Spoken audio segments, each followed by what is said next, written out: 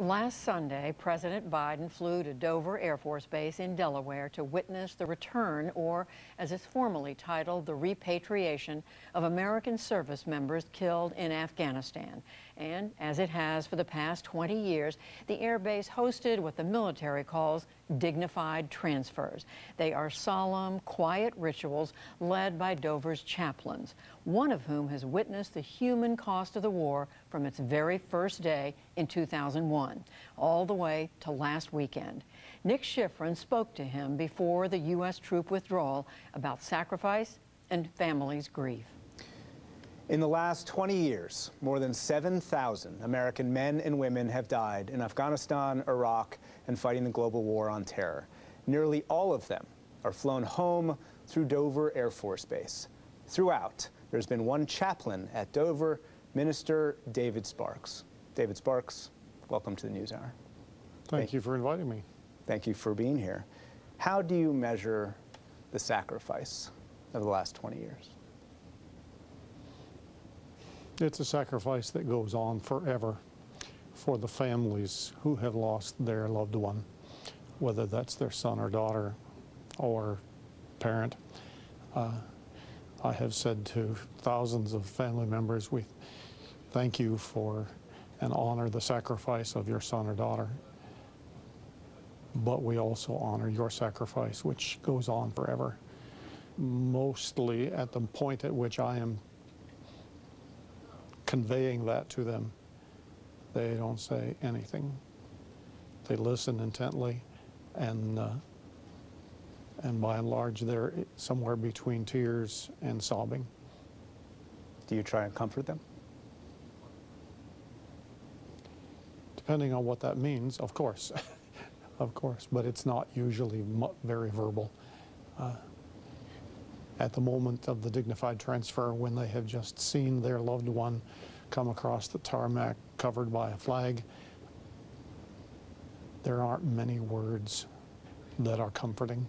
Mostly it is the care that is being given by this chaplain and by others, so many others that are involved in that, and they see that and feel that there is a team that carries their loved one off of the plane into our transfer vehicle. And after they are complete with that transfer, they stand at attention and they will not move until the family has left the flight line. And many, many times the family turns around in our vehicle to look out the back to see those people still standing at attention. Now this is going to make me emotional. Standing at attention over there and holding that, and they will often comment on that. You have had to deal with this so many times. You've had to be the only one speaking often at these dignified transfers so many times. What do you say about these people who have had to come home after the ultimate sacrifice? I try to say something significant in the prayer to challenge the folks who are there in that dignified transfer to live up to the core values of the service, to live up to their own core values, to live a life that is honoring of those who have given their lives in order that we can do what we do. And then I almost always pray for peace. Why has it been important for you to say something different every time? Because every military member and their families, for me, are due the honor of not just a rote. I mean, I can pray a rote prayer. I can memorize one that I pray every time. And I know there are some chaplains who do that, and that's fine. But it's important to me that I give that personal touch to everyone. Though I would confess that after 3,000, 4,000, there are only so many words that can be used. Do you think over the years that you've said the right things?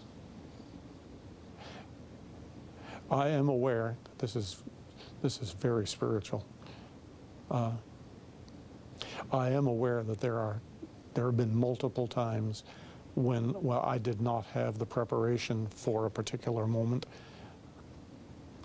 when words came up out of me that were not my own. Does that make any sense? Of course. That were not my own, and I said them. And once in a while, it was for the first time. I heard it the first time when it came around in my own ear, and where in the world did that come from? And those are very holy moments for me. Yeah. Let's talk about you for a few minutes. You were first at Dover in 1980. Oh yeah. You left for a little while. I was a kid. You left for a little while, and you came back before 9/11. And what happened on 9/11 at Dover for you? I was a reservist, and I had been called to Dover multiple times, and I had regular duty. The first dignified transfers after 9/11 were the remains that were coming from the Pentagon.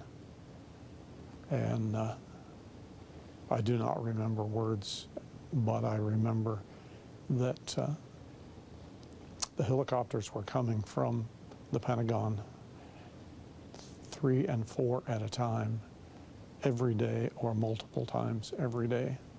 It was pretty well overwhelming. And at that time, they sent the chaplain up onto the helicopter on the ramp at the back, and there was nobody else up there.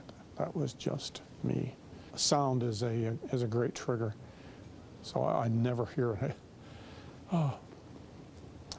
a helicopter come over that I don't flash back to those helicopters that came in 3, 4, 5 at a time.